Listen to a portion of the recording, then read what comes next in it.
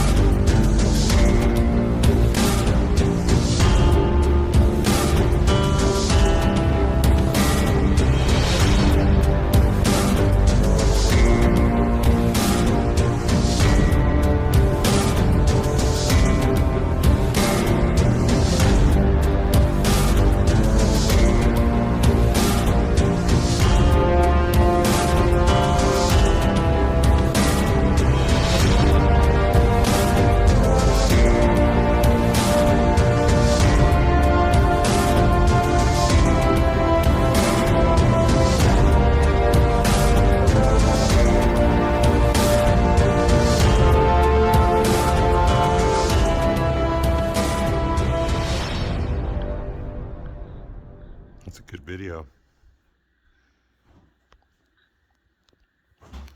It's a trip how they do. Oh, there it goes red. That's what I saw, that red the last time I was here.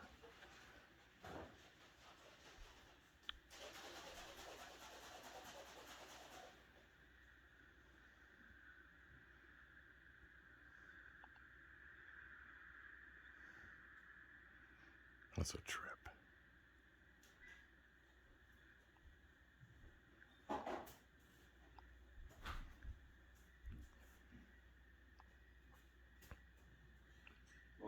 So you think the light's in the exact same spot you see it?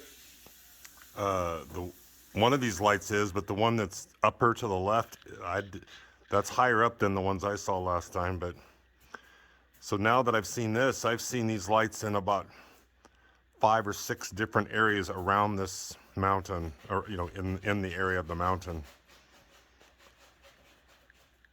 So that tells me that it's definitely legit, because if it was in the same spot every time, you can make an argument that, some sort of stupid, there's no freaking way it's a plane. You and I both know that. Well, I'm saying if it was a stationary one, you could make it. Somebody could, yeah, they would. Put them on the side of mountains.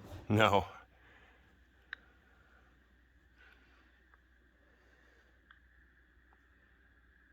But I don't know if you noticed, in the middle of the night, did you hear a lot of helicopters? So anyway, that's pretty much. I pretty much kind of set up all the little videos that you're going to have to play, and then we can, if you want, we can go back. Then, of course, I'm going back to Utah, leaving Idaho, staying at my friend's house, filming more UFO videos. Then I came home. Of course, I've been home for about a week now. I'm all rested up, cleaned up, shaved. Getting some new tires on my car.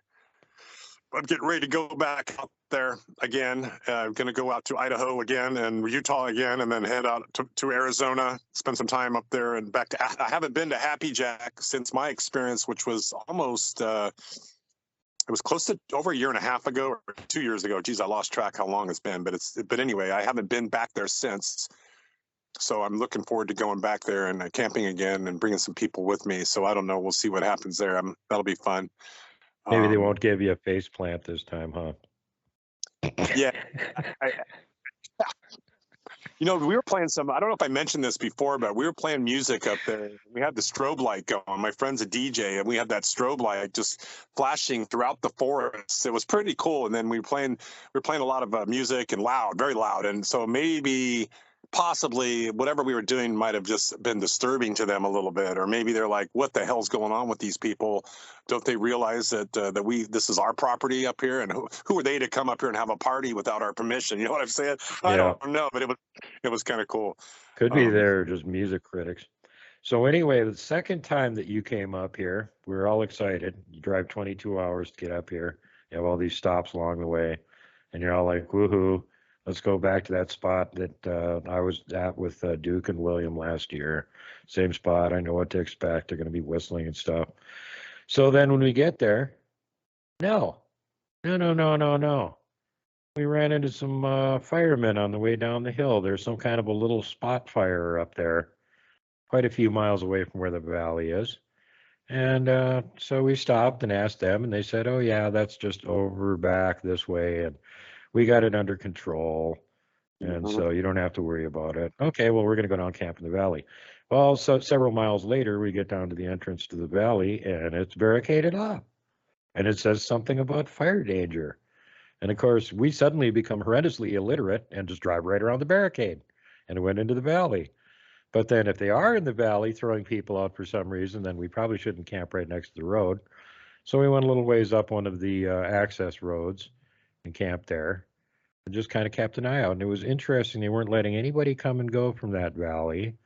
And all the vehicles that were coming into the valley all had federal plates on them. None of them were local firefighters. There was no fire in the valley. That became very apparent after one day of being there. There's hardly even any smoke there from the other one. And you drove up to the far end of the valley. How far away was the fire from there? Well, I was able to get up about 6 miles up the road and then I got to the point where it was a little too hectic to go any further. And then even from that vantage point, I can see that whatever this little fire was, I mean, it's literally a little fire. I mean, there was very minimal amount of smoke. It was on the other mountain range. I mean, in other words, I couldn't even see the smoke. It was behind another mountain range. So I'm going to guess it was, 10, 15 miles, 20 miles. I don't know. It was quite a ways away. And, but what was interesting is, I don't know if you're going to show these pictures on this interview, but I did take pictures up there. There were supplies up there. There were lots of boxes that were unopened. There was cases of Gatorade up there. There were ATVs with federal plates on them. There was a horse trailer with a federal plate on it. And when I saw that, the first thing I thought is, well, if these guys are up here thinking that they're going to capture a Bigfoot, and maybe they think they're going to put him in this horse trailer and haul him away, and I'm just thinking these guys are idiots if that's what they're thinking. Federal or not. Yeah. Well, whatever they were doing up there, it had nothing to do with the fire, apparently, because they were far away from it. The whole 4 days that we were there was a copter flying back and forth over the valley. Keeping in mind, this is miles away from where the actual fire is. And it was pretty much just flying a pattern over the valley. It had a bucket underneath it. It was never actually hanging full of water. It was dangling behind it as it was flying patterns back and forth. Why was that there? Yeah, it was really strange. The whole thing was strange. There was a And then, and after we got in there, as soon as we got in, then we got, well, what the hell's going on? Why have they got this blockade? It must have been temporary because now they told us they had the fire under control and everything, right? So the next time we go and check, no, it's still there. Now there's a vehicle there manning it to make sure that you can't get in. There's somebody there to stop you from getting in. And they were there day and night the whole time we were there. We checked. Yes. And these were also just not forestry vehicles, not anything that looked like anything special, and plainclothes people standing there manning them. Right. And there was one fire truck up there. It was like an ambulance sized fire truck. It wasn't a full size fire truck. Right. And there was one guy in a fireman outfit, but obviously all the other people that were running up and down that road. If I was going to guess, I'm only speculating that they were contractors of some sort. I mean, they obviously had permission to be on the road because they weren't letting it we got lucky. I'm really grateful that, had we come like a half a day later, we wouldn't have got to that spot. It seems like I almost wonder that if when we stopped on that one road and we asked them, what's going on, and they said da da da da, whatever it was they said, and then we went down the road a couple more miles and we made that right turn up to our spot, that at that point, maybe later on that day, I think that they just decided, well, let's move our little spot here down to this other location. And but anyway, yeah, it was weird. It was really weird. When we came out of there, the guy acting very suspiciously, and you said, well, apparently we may have camped in the wrong place here or anything. And what did he say? Road closed. That was it. 2 words. Yeah. And right after we left, we've suddenly got 2 gray F-350s, both identical with federal plates on our ass following us down the pass. Yeah, it was trippy. There was a certain. I think we were both a little uneasy about it. In other words, here's the bottom line, though. We did find that, I thought, that pretty amazing tree structure up there. And we did find those bones, and that was trippy to me because I never would have expected to find bones like that just laying in the middle of a pathway. But this pathway, as you know, was pretty far off the grid. There's no hikers. Let's just say you and I weren't there. It was just some other people up there hiking around. Where you and I were, in my opinion, is not a place that hikers would go, because we had to walk way across that meadow to get to that area. And then hikers wouldn't do that. I mean, they would probably stay on standard paths or on these little forest roads. I mean, we're off the grid. So we're out close to where their stone fortress is that me and Mike discovered a few years ago. As you can see, there's a whole lot of deadfall on the trail.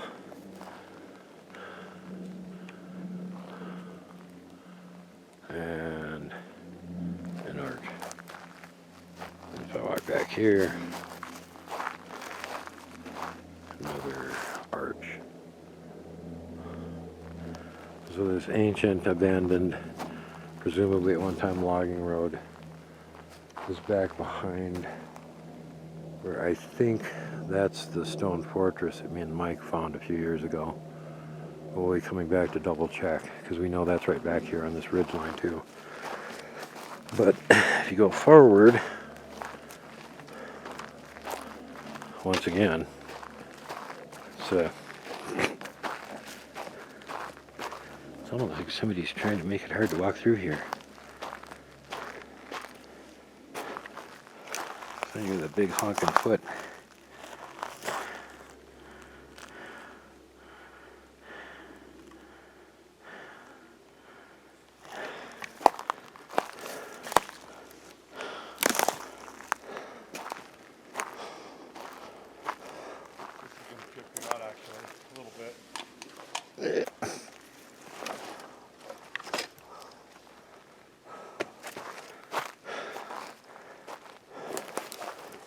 Fighting my way over. So I'm going to go underneath it. I'm going to let it have it.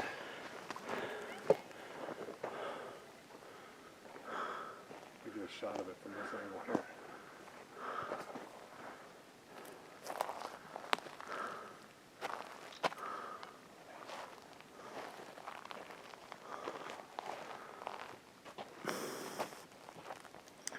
Snapping an arch.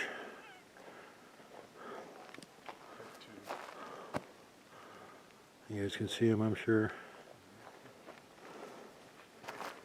So, just totally coincidental.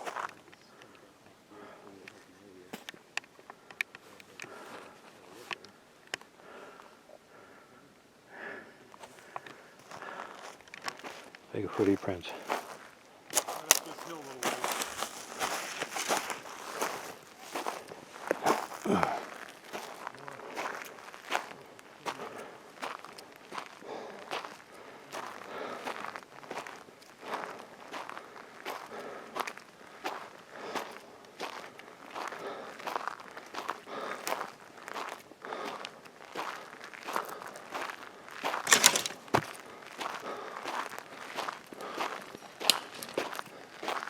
I didn't walk up there, but that could be an X right there. I don't know if you wanted to look at it or not. See it right there? We can come, when we come back, we can go through the top, and that's what I did last, so we can see those on the Well, first time we came out here, we just ridge lined it, so we can do that on the way back.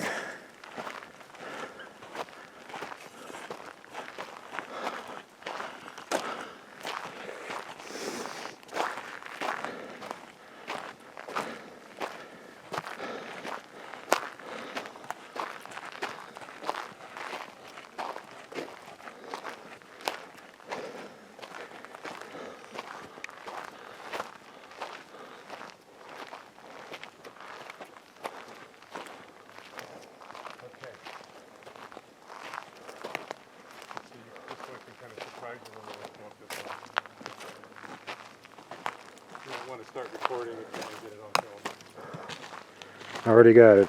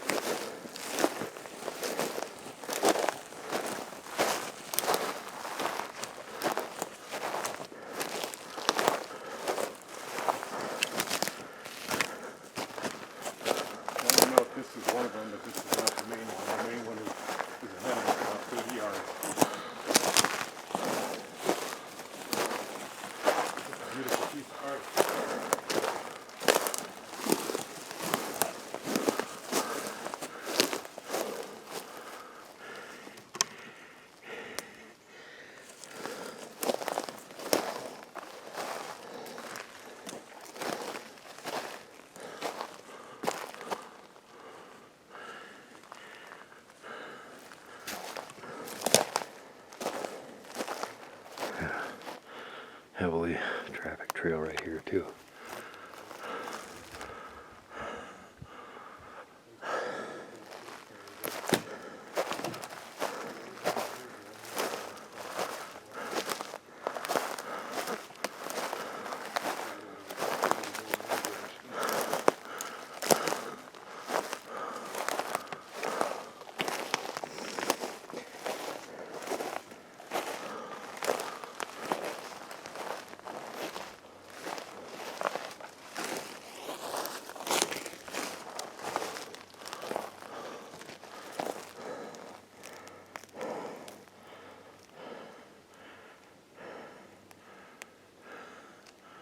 Where'd that come from?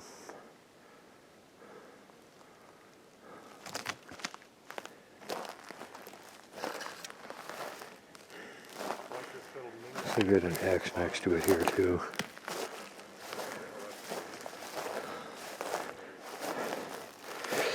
I'll get on the opposite side so we're not trying to look into the sun.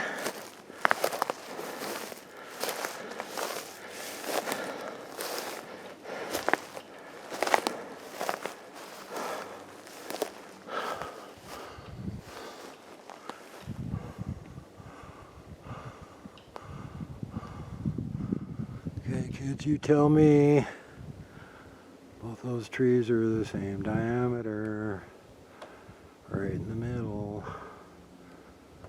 nice and wedged in there.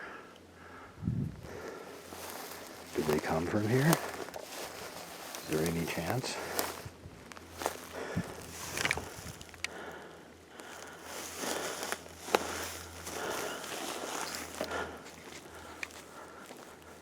I'm not sure this one came from here. It looks like it's been stuck into the ground. You can move it just by tugging a little bit. Let's see about this one.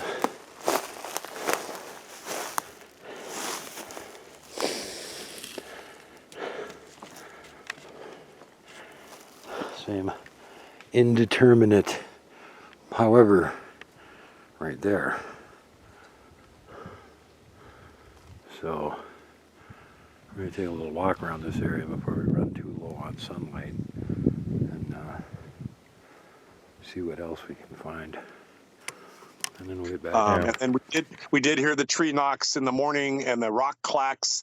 What was interesting about it to me was that they sounded, probably, if I was going to guess, within a few hundred yards or less of where we were, but they weren't loud. It's almost like they were saying, hey guys, we're here, but we don't want to make too much noise because these other guys that are up here, they might cause some problems for us. It was almost like, hello, but we can't come and hang out with you. We're not going to be whistling at you this time. We're not going to be pushing over any trees. We're just going to kind of hang out with you guys, but we're going to keep a low profile. They were very subdued while all the intruders were running around the Valley of the Giants.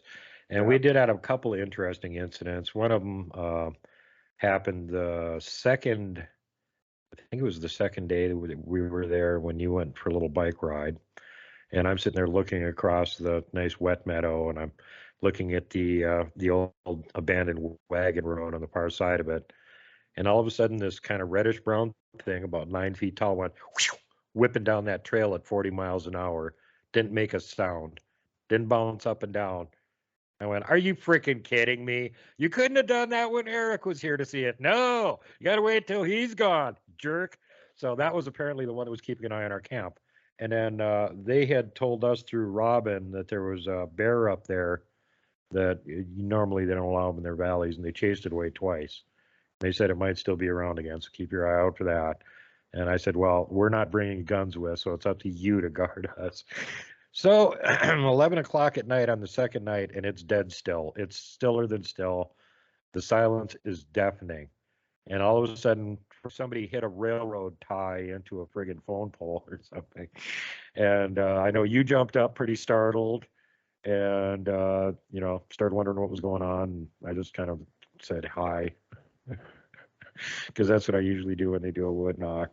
So afterwards, I talked to Robin about it, and you said there was a sentinel there. And but what was really the other thing, probably the thing that kind of freaked me out actually a little bit was I forget why I went down across the road. It was nighttime down to the other campsite there, water. And when I got down there, I mean, I would say the eyes were they were spread apart very far, and they were very big. It was eye shine, no doubt about it. And it was on the other side of the little river creek there. And Yeah. I thought I didn't know what I was looking at because I couldn't see it. I could only see the eyes. And I kind of panicked, not really panicked, but I kind of got nervous because I wasn't sure what I was looking at. And I thought, could that be a deer? And I thought, I don't know, man. That just looks too big, too tall, and too widespread to be a deer. So if it was a moose or a deer, it would have had to have been humongous. So as you remember, I ran up the road. I ran and grabbed you, and we went back down there, and whatever it was gone. But that could have been my first eye shine experience. I don't know, but I was kind of excited about that, at least, you know. Well, again, I asked Robin about that, and she checked into it, and it wasn't a Bigfoot, and it wasn't a dogman, and it was some kind of weird cryptid that she doesn't even know what it is. And it Really? was big, yes, because Wow. keeping in mind very little Bigfoot presence in the valley right then. Who's there to keep other things out? I didn't know there were other cryptids up there. I guess this is There new news to usually me. aren't because they keep them out. Interesting. Interesting. Yeah. So then, so you know, you've talked about pretty much yeah, the rest of what the heck that thing was. Yeah. So the rest of everything that went on up there, you've discussed in your previous episodes. I recall watching. That was you pretty much covered most everything else. But then we went home for a night and kind of recouped, and then we went out to, where did we go? What was that place that we went to after that? The Valley of the Giants. Then we went over to where the Megaliths are, over south of Helen, and spent a night over there. And that was, well, there's not a whole lot of Bigfoot activity there. Usually we weren't expecting to find any Bigfoot. We just wanted to go take a look and see if we'd find any new Megaliths, which as it turned out I did, but we didn't have enough time to go climb up to them and take a look at them.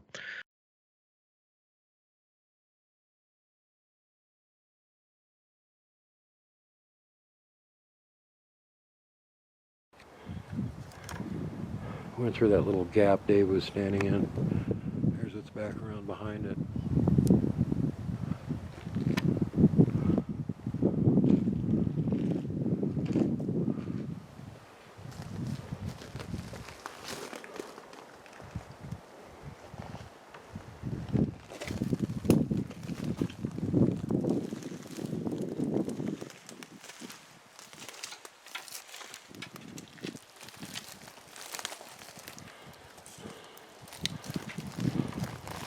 And what I noticed, I found interesting.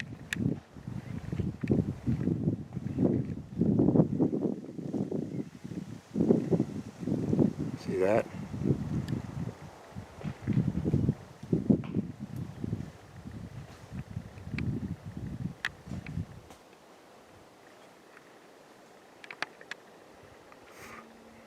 See if we can figure out how to get up there now.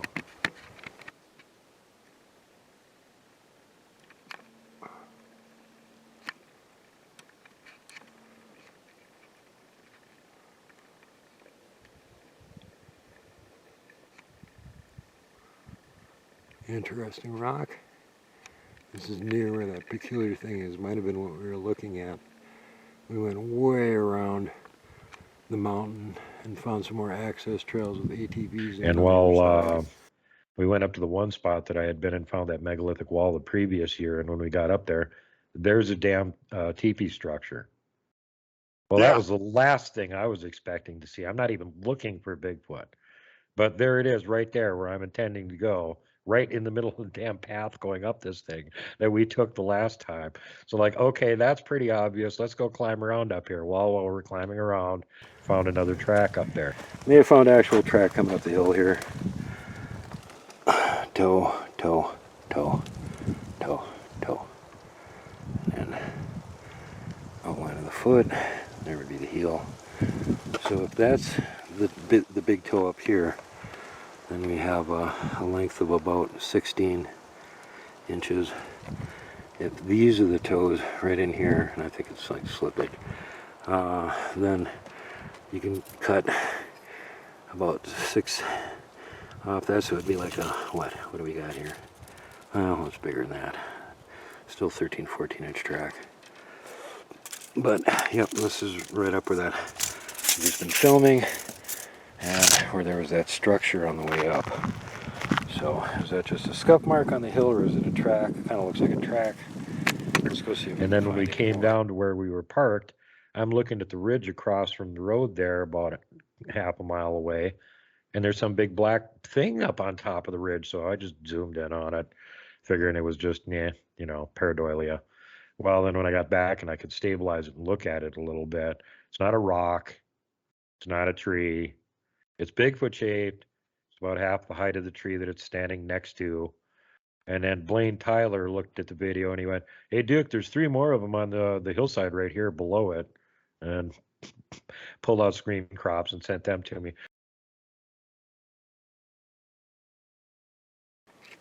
Be nice to at least get up here on top of that saddle.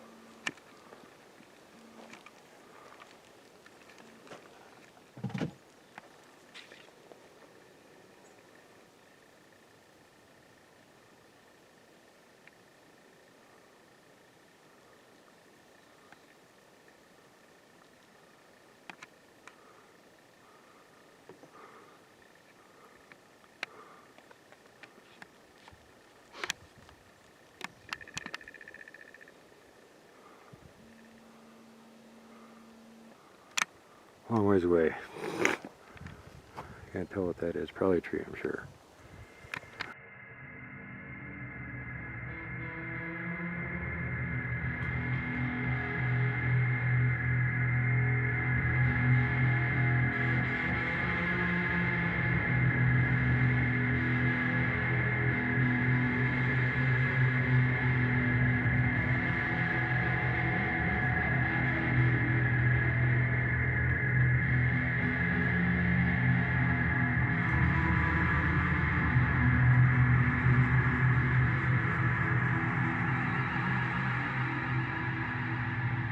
So yeah, there's Bigfoot up there, even though we weren't looking for him and kind of didn't really expect it. I mean, Robin told me that there was a couple that hung around the area, but it wasn't like a place that they lived or anything. So I don't know, maybe they just came out to take a look at us since we were over there messing around in an area that humans don't usually go. Because most of this area, there's no hiking trails or anything, and nobody's climbing up these for why.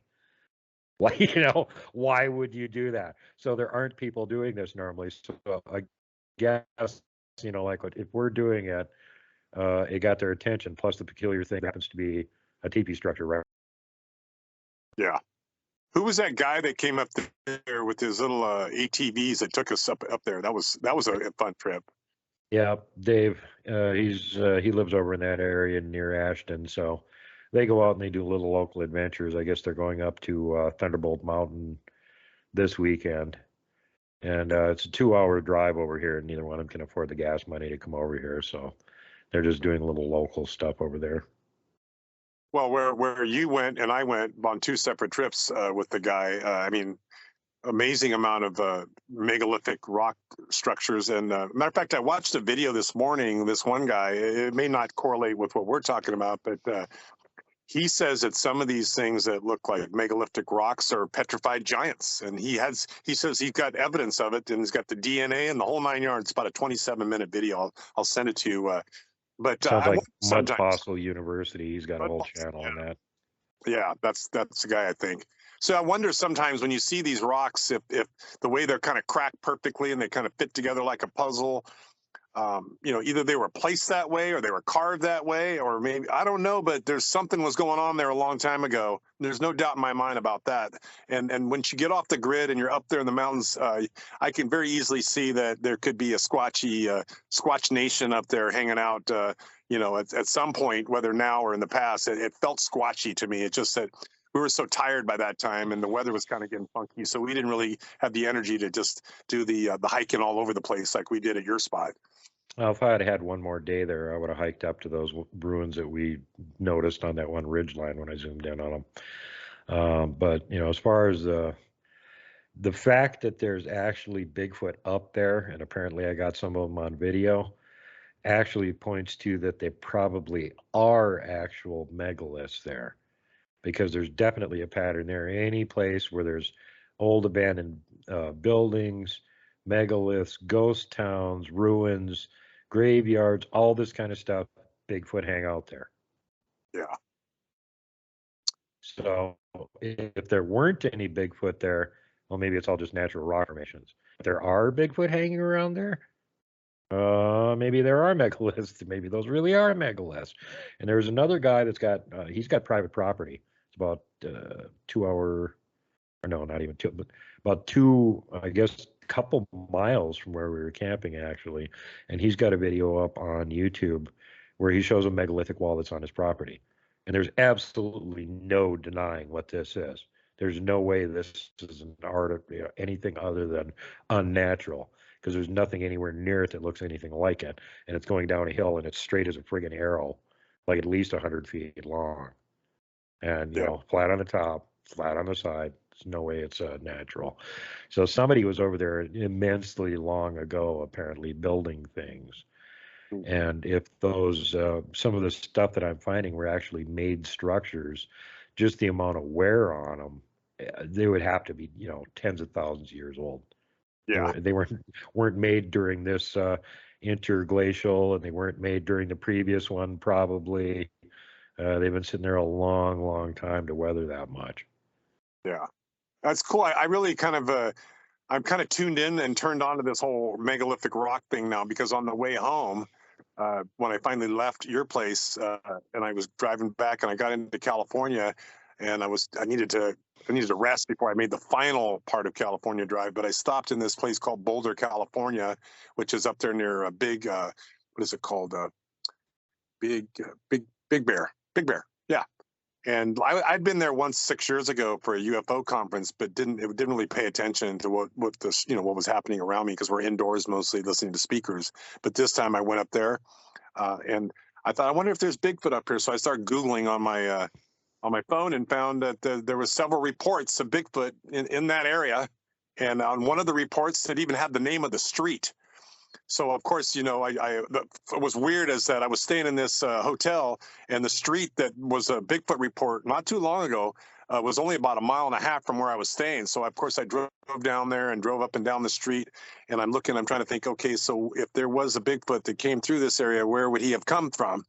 So I look across the road, and of course there's the mountains, there's the forest. So I thought, I'm just going to start driving up that way.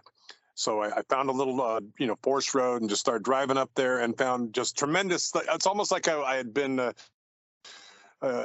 transported back to Montana, because all the same kind of megaliths that we were seeing in your spot up there, I was seeing here, and didn't see any actual evidence that I could talk about of Bigfoot. But I do believe that I'm going back there because it felt very squatchy to me, and I thought, and this is close to my home. It's only like 4 hours from my house. And that's one of the things that Dr. Meldrum said. He says, well, if you're going to be a researcher, you can't really be chasing Bigfoot around and going here and going there and so on and so forth. He says, you could do that and you can learn a lot, but if you really want to try to have an encounter, you need to find one spot and you need to stick with that spot, kind of like what you do.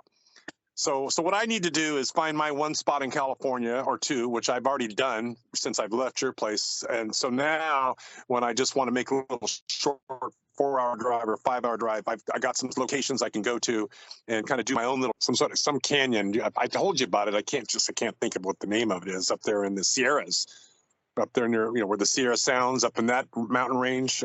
Yeah. So I've got a spot up there above Fresno, California. There's reports of well, I could tell this story actually. So I did go up there. Matter of fact, that was another trip that I did between the Utah trip and your place. Is I took a drive up there because I'd been told by a lady whose boyfriend at one time was a Forest Service worker, and they were having they had 3 Bigfoot encounters in this one area. I'm trying to think of the name of this area. I'll tell you what, when I do remember, I'll send it to you so you can include it in this interview caption. But anyway, there was a Big Creek. It was called Big Creek, California. So I drove up to Big Creek, California, because this guy had pictures of footprints, and he said that the Forest Service that he worked for no longer works for, that when they were having these experiences up there, some sort of a government employee or whoever, some agency, whatever, came to the group there with the captain and all his forest firemen guys, and they all had to sign an NDA that they weren't allowed to discuss this publicly.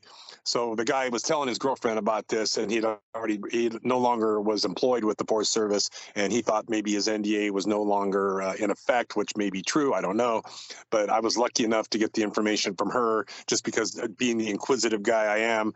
I was in this little store up there, and I saw Bigfoot hat on there, and I says, well, yeah, I said to the lady at the cash register, said, usually they don't sell Bigfoot paraphernalia in a store unless somebody around here has seen a Bigfoot. And she smiles. She goes, oh, yeah, there's Bigfoot up here.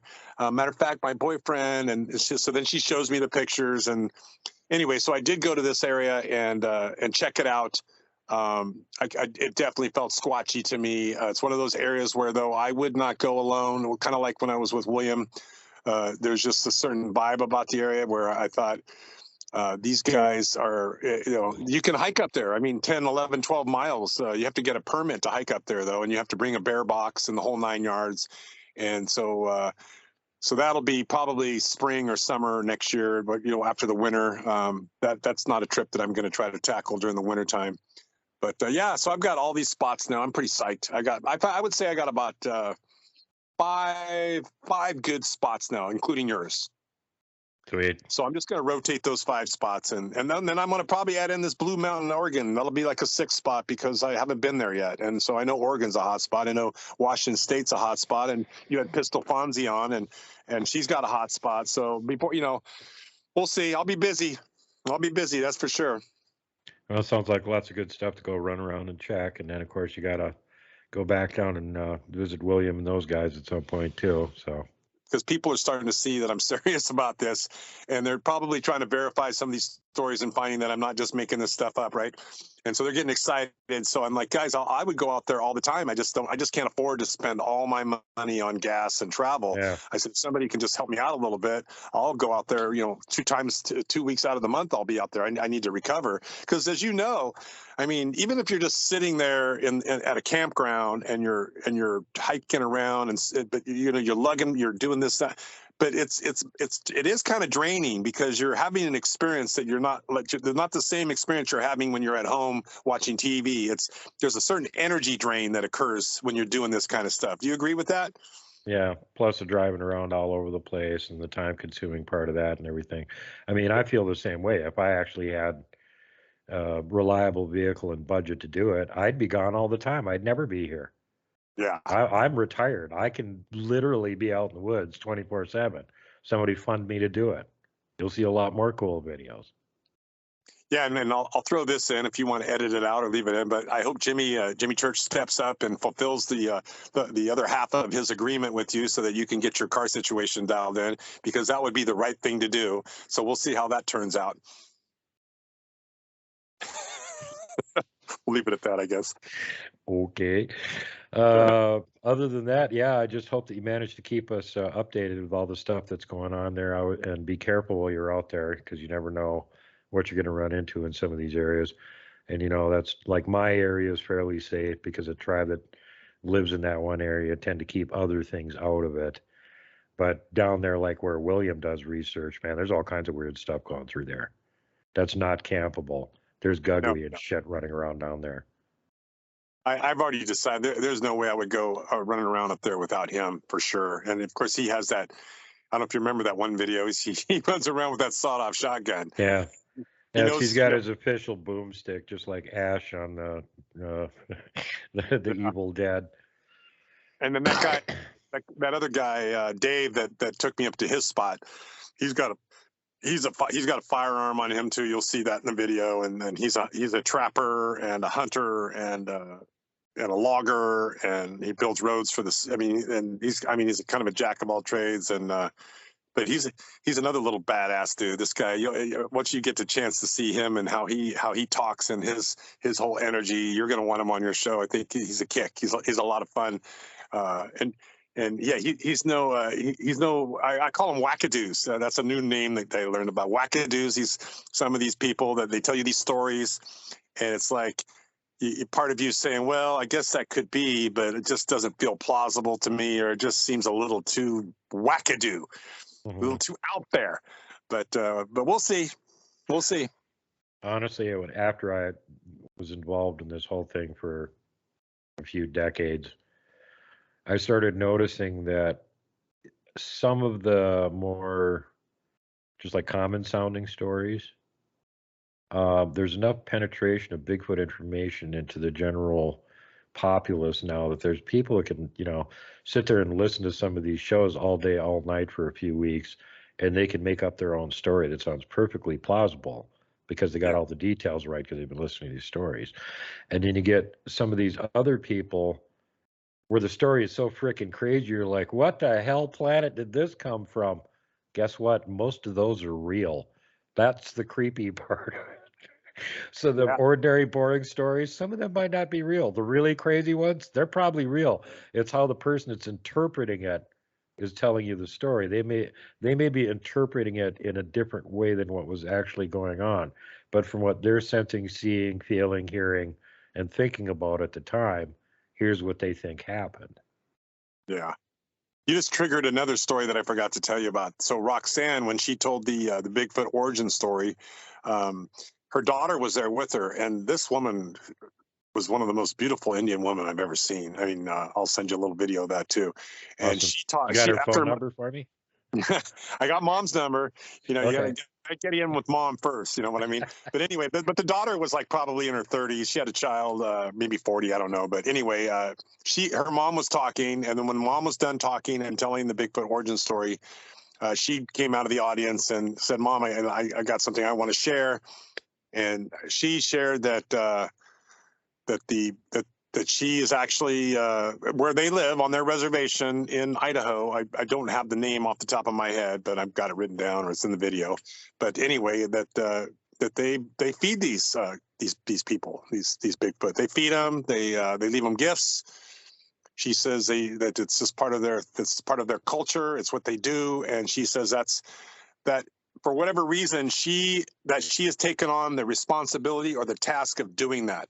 So it's not like it's not like the whole tribe is up there feeding Bigfoot. No, It's there's like one person that's stuck doing In it. fact, there's tribes on the coast that have, provide them with sanctuary, but at the same time, they go out and leave salmon for them. And then the creatures in return leave them deer. Roseanne, Mom. Hello, my name is Willow Abrahamson, and I'm her daughter. And actually, so there are some tribes, and I feed actually Vietnam. I actually have an area where I say a prayer and I leave offerings. So there's a spiritual context as well. We are connected to the physical and spiritual world, and there's also some understandings that Vietnam can pass through our world and visit us as needed. When Vietnam visits you, there's a message that you must be provided or given. Maybe there's a prayer that you need to make. Maybe there's something within yourself or for the people that you need to understand. And so I'm one of them individuals. I go out and I say a prayer and I make an offering. And I just ask to be watched over as humankind.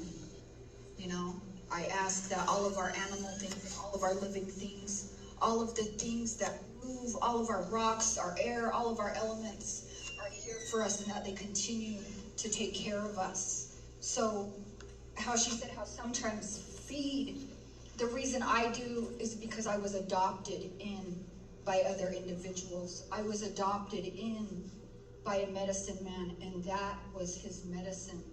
And so it's like a form of respect. It's the same way that we feel an eagle. It's the same way. I know there are some individuals here who might be extremely religious, right? Right up the road is a temple. Some people might go there and walk and feel the awe. For some individuals, they might go on a pilgrimage and go to where Jesus was or whatever. You know, it's that type of same spiritual context. And so when I feed Vietnam, I am saying a prayer. I'm saying, look after us and continue to watch over us. There's a song for you out here, and we know that there's other things in this world around us that we cannot even comprehend or understand.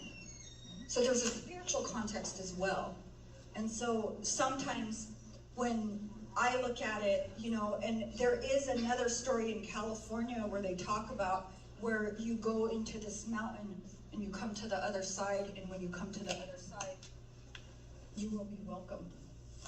And there's, like she said, there's many, many, many oral traditions in history. You know, our petroglyphs just, and our sites just 60 miles away, they're 11,000 years old. My mother's great-grandmother and her family read those petroglyphs. There's histories and stories and lineages and understandings. And so when you asked about feed, I thought, because my mom doesn't feed, but I do. And the only reason I do is because of my adoption. And that's also another thing. When you are adopted, you take care of those individuals who prayed for you at one time. So. Thank you. Yeah, and Which she's tribe been, is she in? I can't remember. I know it's in the Blackfoot area. I'll get that for you. I just Well, there's probably so the much Blackfoot information. tribe then. I don't recall, brother, but there's so much information that just it's like for me to I'd have to go back and re-listen to all my videos, and you know, kind of overwhelmed. You know, I mean, you've been to conferences, you know what it's like. I mean, you could go to a conference, spend 2 days there, and you've got enough information to last you 2 weeks at least to think about. You know, and it's like, so I tend to forget details sometimes, but I can always go back and learn. But yeah, the tribes. There was And now we say Yenal Kloshi, Yenal. I can see your face is not on there. Okay, I'm going to talk about Skinwalker. In Navajo, we say Yenal Kloshi, Yenal Kloshi. You know, we don't talk about nighttime because you're trying to invite him. They're nighttime people, you know. Only time we talk about is during daytime. That way he doesn't come upon us. But we respect them. They do their own thing, you know. And on my reservation, there's quite a few of them, you know, because if you had good people, they're trying to hurt the good people. So they performing like black magic ceremonies? Yeah. They'll go out, like you said, you know. If you see one, you weren't able to speak, you won't shout out because you're frozen. You can't move your hand, you know. Like somebody's next to you, laying down. You want to tap them. You seen the person, you seen them. A skinwalker, but you're frozen. You can't do nothing, you know, because they have that power to make you not to say anything, you know. But you told me about this incident. We was coming back from a movie, and we lived in 18 miles to a town, but going back at nighttime. This is in Idaho? This is in Arizona. Okay. In Arizona. You see what part of Arizona? Navajo Reservation. Okay. And was traveling home, and we seen, I thought it was a dog, you know, it wasn't. It was a skinwalker running.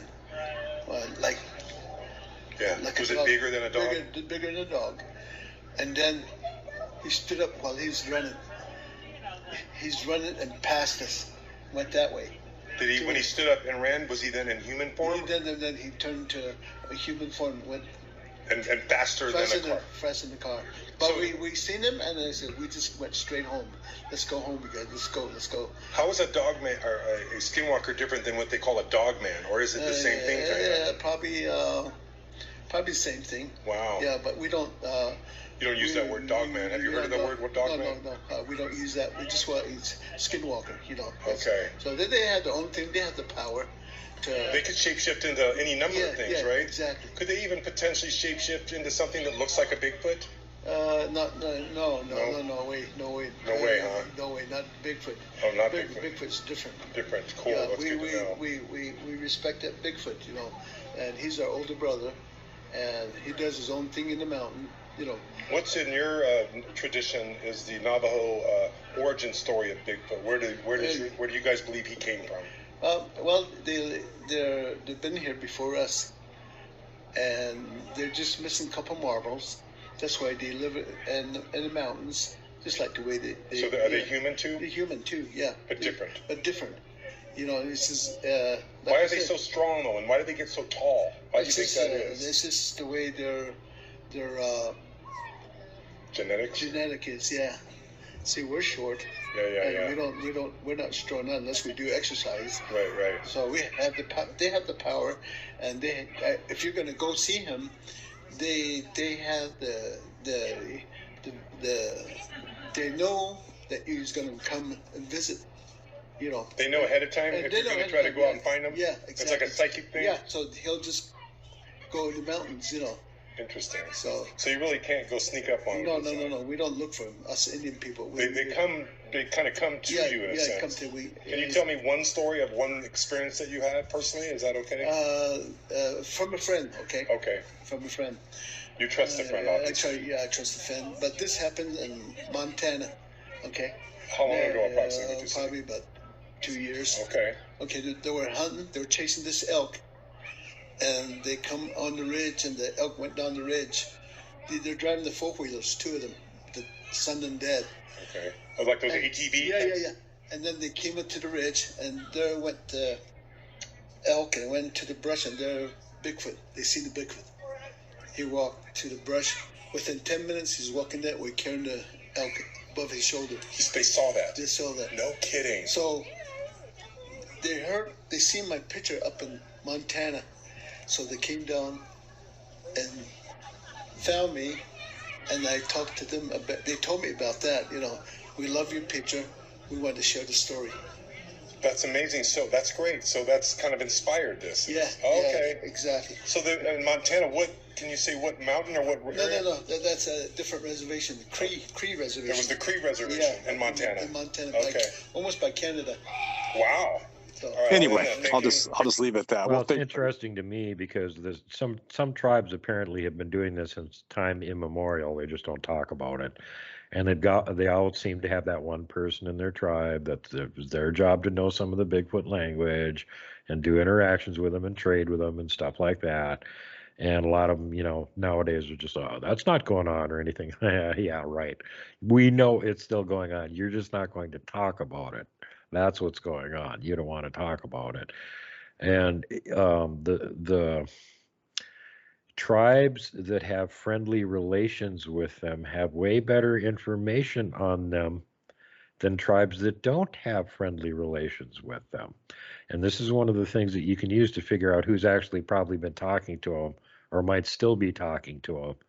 They got really good information on the local Bigfoot, and they don't have names that translate to scary thing that might kill me or big monster in the mountains. Those are the tribes that don't have good relations with them and don't talk to them. Anyway, I'm kind of interested in Bigfoot, but I got bored after looking at the structures and finding the structure, so I decided I want to have more interaction with them. So, how you find where they are is one way is get on BFRO and look in the county you want to look in and find out the recent sighting and go that same month that where the sighting was, because they tend to travel around where the food source is, whether it's elk, deer, or berries. I go out pretty much every couple of weeks in the winters looking for them. I've gifted in 4 different areas, and I've got gifts back in 3 of the areas. I find the best way to gift to them is find their structures. Don't bring your pets. Don't bring any firearms. Bring flute music, Indian music I use, or soft music. Rock and roll tends to make them disturbed. There's a couple of cases where they've actually, one in the top of American Fork Canyon, one in up near Huntsville, where they've actually come in and push trees over and charge people to get out. So don't play that kind of music. I've got a couple of tips over the years besides. I usually, when I go into an area where I think they are, I usually go in a loud voice, Mark, introduce myself, and then I usually go brother, keep your hands in the air like you don't have any weapon. And I think a lot of them know who I am now because I'm getting a lot of response back.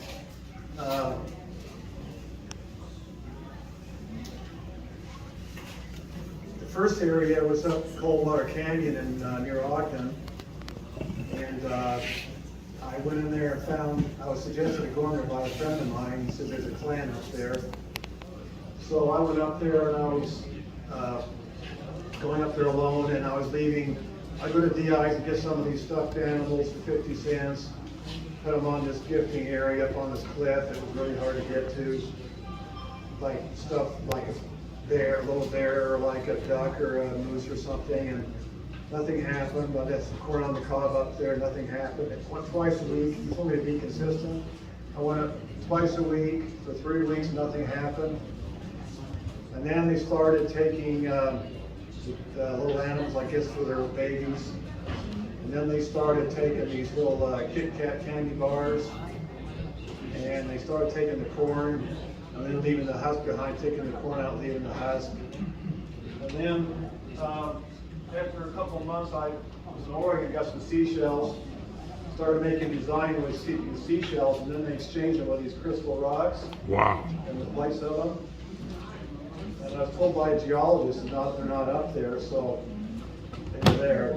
They're still up there. They make designs like snakes and different animals. They make designs of them. The Kit Kat in another place, and definitely a fresh bear bone. It's kind of dry now, but it was all mushy flesh on it. After I went up 2 days later to found that. There's peanut butter jars. They're like peanut butter. And they usually break them up, twist them the same way, 2 different places, 100 miles apart. They tend to put their mouth over it and twist it or something, and you can see their tooth marks in here. They do it in the same location on the peanut butter jar, but they clean it out. The thing I learned from this Mike Patterson up in Canada was he's had interaction with him, speaking with him and everything, and he put up this thing with 2 large Bigfoot with a human next to it. It's called Ontario Bigfoot, named Mike Patterson.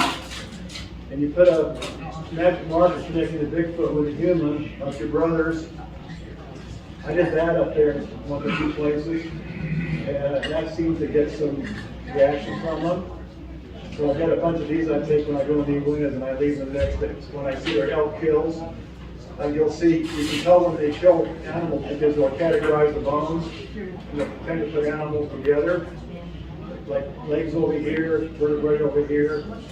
I just found some 2 weeks ago up by Fish Lake up here, 2 elk kills, and so I put this down, some Kit Kats and some apples, and they snapped the vertebrae in the same places off the rib cage, and they had those in the pile, so I made a teepee out of it, made a big design. So I'll go up there next year and see what happens. One of the gifting places I gifted, they made this rock statue, which is very sophisticated. I went up 2 days later, I lit the Kit Kat on this rock, and if you see this really close, you can see that I couldn't even make one. It's very, lots of balancing of rocks. It's got the arm here now, and he gives like this back to me. 3 rocks on the gifting area, and this is all balanced. I don't know how they did this, but they did it in 2 days. So I'm still active in this, and I still go up. I just got back from top of Dry Forest a couple nights ago. They weren't up there. I had a sighting up there last year, doing some rock clacking and some moose. And I had my scent control on, and I had one from up here, one this way come in. The one this way I saw it in the tree line. He wouldn't come out, but I could see him going across. And they communicate with owl calls back and forth, like the whoop whoop whoop. But it's kind of a humanized version of it, very loud. So I do that, and I usually get some attention. I get a lot of tree knocks when I go out. I did it in the Kubrick Basin last year, having had a few of us did. Got a lot of tree knocks in there, got some apples. But the best place if you want to have interaction with them, just find the structures and find if there's water source nearby. that there's deer and elk around, and it's pretty green. There's berries around. It started eating gifts twice a week. That's whenever you go up there, be consistent. Try to go along. They like children. They're attracted to children. And leave your pets at home, and you probably have some good luck. Thanks. Yeah, in the video with the lady Roxanne who told the Bigfoot origin story, she talks about the black Bigfoot, the brown Bigfoot, and the white Bigfoot are apparently the elders, is what they call them. The gray ones that she called, they refer to them as the elders. And then there's a red Bigfoot, and she says that we don't have. Yeah, exactly. That's exactly what she says. Is we don't have any more of them where we are.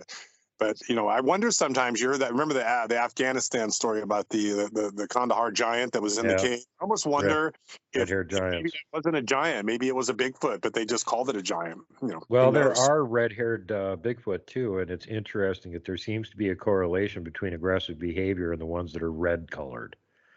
Yeah. So you know that reddish-brown color; those are the dangerous ones. Stay away from them. And again, you know, there could be some sort of a linkage with the red-haired giants too. Don't forget the story about Lovelock Cave that came from Princess Winnemucca. Those giants were actually giants; they weren't Bigfoot, and they described them exactly the same as the Kandahar giants. They were white and they had red hair. Yeah. So those suckers were all over the planet too, and they're not to be confused with Bigfoot.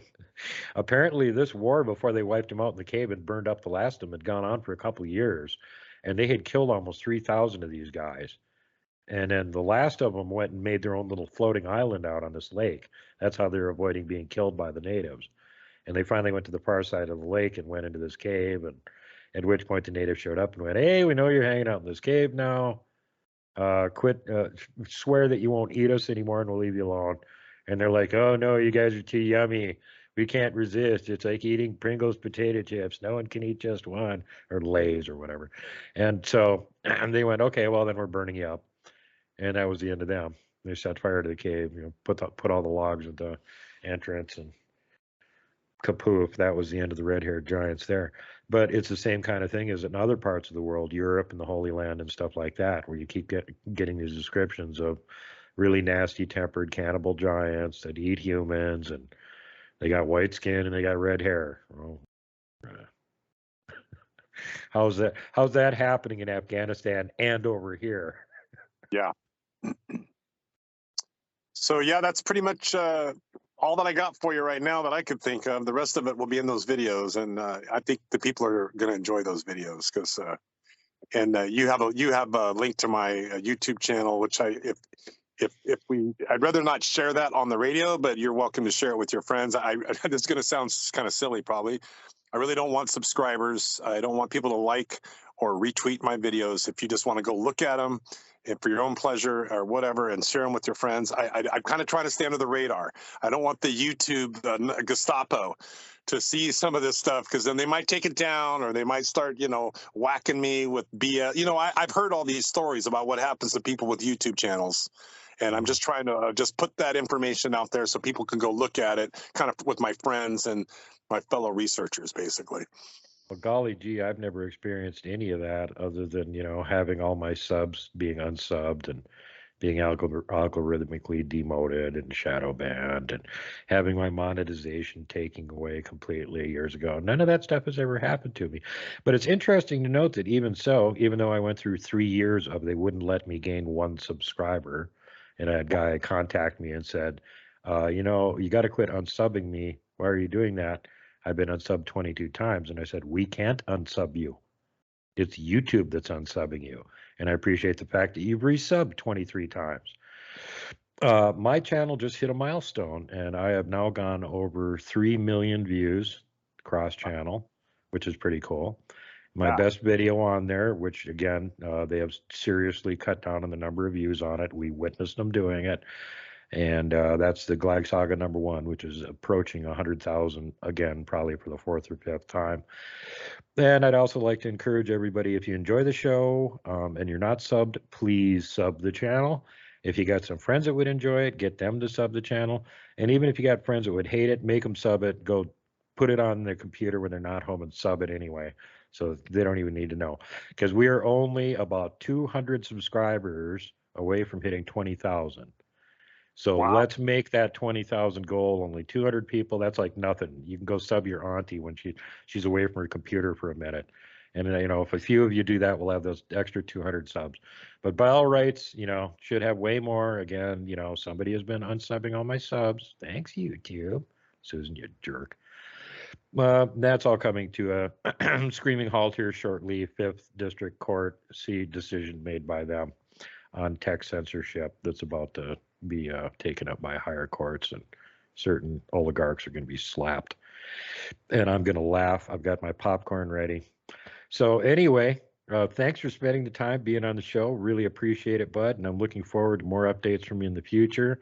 And before this nuclear blast outside completely vaporizes me and you can't see me on the screen at all anymore, I'm going to get going here. So everybody out there, thanks for tuning into the show. Really hope you enjoyed it. Don't forget, if you want to help the show, it's 100% viewer funded. I do not get paid to do this show unless you give a donation. PayPal me, World Bigfoot Central.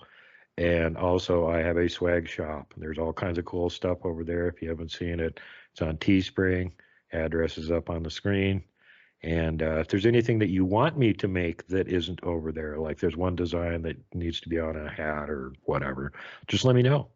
I can go over there and make it for. I actually did that for somebody that wanted a piece of apparel that I didn't have the particular design. And I went, oh, I can change that in like 5 minutes. Boom. So now they got their shirt and they're super happy. So anyway, again, everybody, you know what the usual rules are. Make sure that you follow them and you won't get eaten by a gug. So make sure that you're kind to everyone. Safety first, last, and always. Pay it forward. Don't be mean to people if you don't have to be. Don't flip off the mountain giant. Don't poke Dogman with a stick. Don't punt the puck, would you? And for God's sake, whatever you do not hug the Wookiee.